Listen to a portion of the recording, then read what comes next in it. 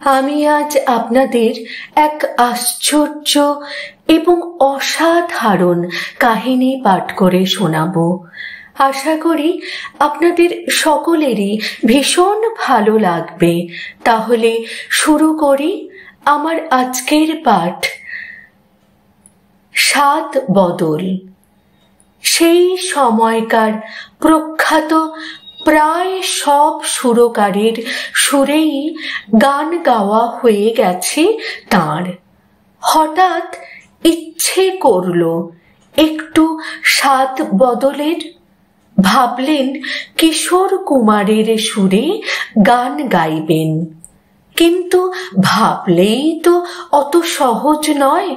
কিশোর কুমার তখনকার ব্যস্ততম সঙ্গীত ব্যক্তিত্বদের মধ্যে অন্যতম। তবে তিনি যখন মন স্থির করে ফেলেছেন তখন তো আর নড়চড় হওয়া অসম্ভব। আর গানের ক্ষেত্রে সকল প্রকার অসম্ভবকে সম্ভব করতে তাঁর জুড়ি মেলা ভার। ডেকে পাঠালেন কিশোর কুমারকে। এদিকে চরম ব্যস্ততায় নিমজ্জিত কিশোর বাবুও যেন একটু কিংকর্তব্য বিমূঢ় হয়ে পড়লেন তাঁর আহ্বান পেয়ে। অবস্থা বেগতিক দেখে নিজের চূড়ান্ত ব্যস্ততা সরিয়ে রেখে স্বয়ং গেলেন কিশোর কুমারের কাছে। কিশোর কুমারের বাড়িতে জমিয়ে বসে আড্ডার ছলে প্রস্তাবটা করেই ফেললেন গায়িকা। শুনে তো কিশোরবাবু থ। এমনিতে এই সুর টুর করার ব্যাপারে বেজায় অস্বস্তি তাঁর, কিন্তু সারা বিশ্বে যার এমন সমাদর, তাঁর আবদার উপেক্ষা তিনি করেন কিভাবে? শুধু তাই নয়, দুজনেই একে অপরের খুব ভালো বন্ধুও। তাই বিশেষত বন্ধুত্বের খাতিরেই রাজি হলেন কিশোর কুমার, কিন্তু রাখলেন একটা শর্ত। তাঁর সুরেও তিনি দুটো গান গাইবেন এবং তাও ওই বছরই রিলিজ হবে। এবার গায়িকা পড়লেন ফ্যাসাদে। এই রকম শর্তের জন্য তিনি তো আদৌ প্রস্তুত ছিলেন না। যাকে শেষমেশ দুজনেই রাজি হলেন। সবকিছু তো হলো, কিন্তু গানের কথা লিখবেন কে? আবার কে এই ধরনের পরিস্থিতিতে অর্থাৎ কোনো প্রতিযোগিতা বা গায়ক গায়িকাদের এহেন খামখেয়ালিপনার সময় একজন গীতিকারের কথাই সবার মাথায় আসত। তিনি হলেন মুকুল দত্ত। বহুবার এইরূপ পরিস্থিতিতে গায়ক গায়িকাদের সফলতার সঙ্গে উতরে দিয়েছেন তিনি। মনে আছে শ্যামল মিত্র আর হেমন্ত মুখোপাধ্যায়ের সেই প্রতিযোগিতার কথা? সেখানেও তো পারের কাণ্ডারি এই মুকুল দত্ত। এক্ষেত্রেও তার ব্যতিক্রম হলো না।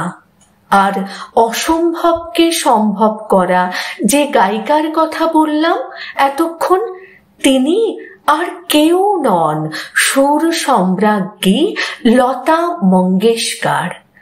লতাজি আগে থেকেই মুকুল দত্তকে ডেকে নিলেন। অনেকগুলো গানের মধ্যে দুটো গান বেছে নিলেন কিশোর কুমারের জন্যে। তারপর মুকুল দত্তকে শর্ত দিলেন কিছুতেই এই গান দুটোর কথা কিশোর কুমারকে জানানো যাবে না। মুকুল দত্ত রাজি হলেন। এরপর আর দেরি না করে কিশোর কুমারের গাওয়ার জন্যে সেই দুটি গান সুর করার কাজে লেগে পড়লেন লতা মঙ্গেশকর। দিন কয়েক বাদে কিশোর কুমার ডাকলেন মুকুল দত্তকে।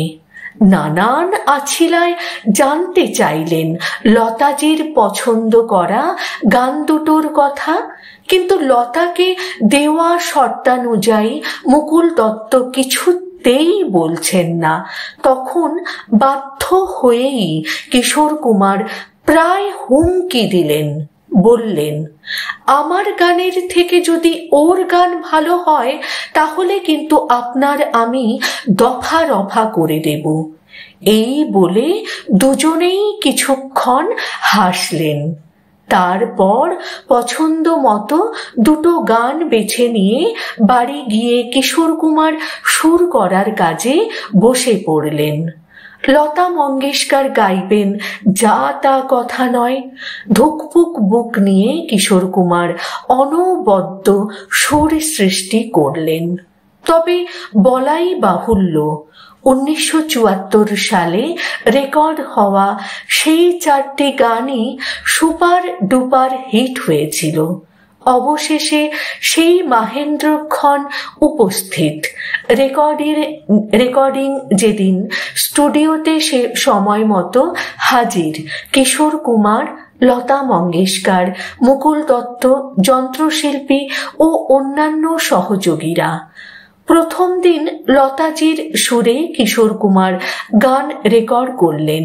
সেই রেকর্ডিং এতটাই ভালো হয়েছিল, কিশোর কুমার সেদিন স্টুডিওয় উপস্থিত সবাইকে খাইয়েছিলেন। তার পরের দিন কিশোর কুমারের সুরে গাইলেন লতা মঙ্গেশকর। সে গানও অসাধারণ গাইলেন লতাজি। আপনারা জানেন কি সেই চিরকালীন গানগুলো কি কি ছিল? শুনলে অবাক হবেন। সেদিন লতাজির সুরে কিশোর কুমার গেয়েছিলেন, তারে আমি চোখে দেখিনি, তার অনেক গল্প শুনেছি, গল্প শুনে তারে আমি অল্প অল্প ভালোবেসেছি। আর উল্টো পিঠে ছিল, আমি নেই, ভাবতেই ব্যথায় ব্যথায় মন ভরে যায়, যেই ভাবি আর কোনোখানে আমি নেই। অপরদিকে কিশোর কুমারের তৈরি করা সুরে গাইলেন লতাজি, ভালোবাসার আগুন জেলে কেন চলে যায়, ব্যথার বাতাস কেঁদে মরে আমার আঙিনায়। আর রেকর্ডের অপর পিঠে ছিল, কি লিখি তোমায় প্রিয়তম, কি লিখি তোমায়, তুমি ছাড়া কোনো কিছু ভালো লাগে না আমার। তৈরি হলো আরও এক কালজয়ী ইতিহাস।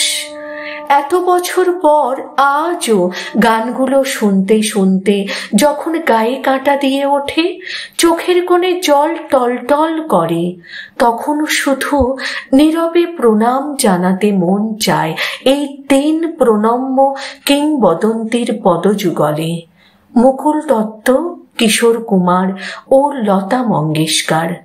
সৌজন্যে কিছু কথা, কিছু সুর।